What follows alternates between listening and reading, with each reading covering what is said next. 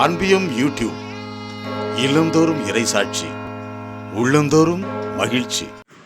மோசே முகம் ஒளிமயமாயிருக்கும். எரியும் முச்செடியில் நீர் மோசேயோ காட்சி கொடுத்து இஸ்ராயேல் மக்களை அடிமைத்தனத்திலிருந்து விடுவிக்க கருவியாக பயன்படுத்தினீர். பார்வோருக்கு முன் ஓடி ஒளிந்து மறைந்து வாழ்ந்தவர் முகத்துணிவோடு அவனது முன்னிலையில் அற்புதங்களையும் அதிசயங்களையும் செய்து காட்டினார். நீர் அவரோடு இணைந்திருந்தீர். எவ்வளவு வல்லமையான செயல்களை செய்ய வைத்தீர்.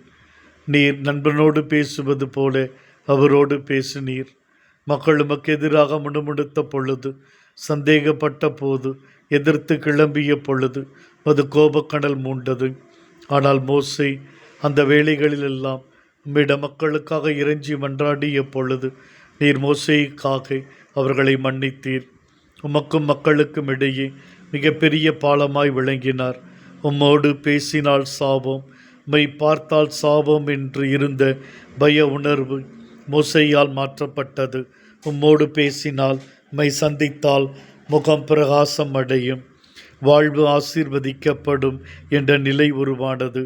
ஆண்டவரே, நற்கருணை நாதராய் நீர் என்றும் எங்களுக்காக காத்திருக்கிறீர். உம்மை நாங்கள் அனுதினமும் சந்திக்கும் பொழுது எங்கள் முகமும் வாழ்வு பிரகாசம் அடைகிறது, ஆசீர்வதிக்கப்படுகிறது. இந்த ஆசீர்வாதத்தை இந்த நாள் முழுவதும் எங்களுக்கு தந்தருள். இந்த அன்பியம் யூடியூப் சேனலை நீங்கள் ஷேர் பண்ணுங்க, சப்ஸ்கிரைப் பண்ணுங்க, லைக் பண்ணுங்க. Wish you all the best.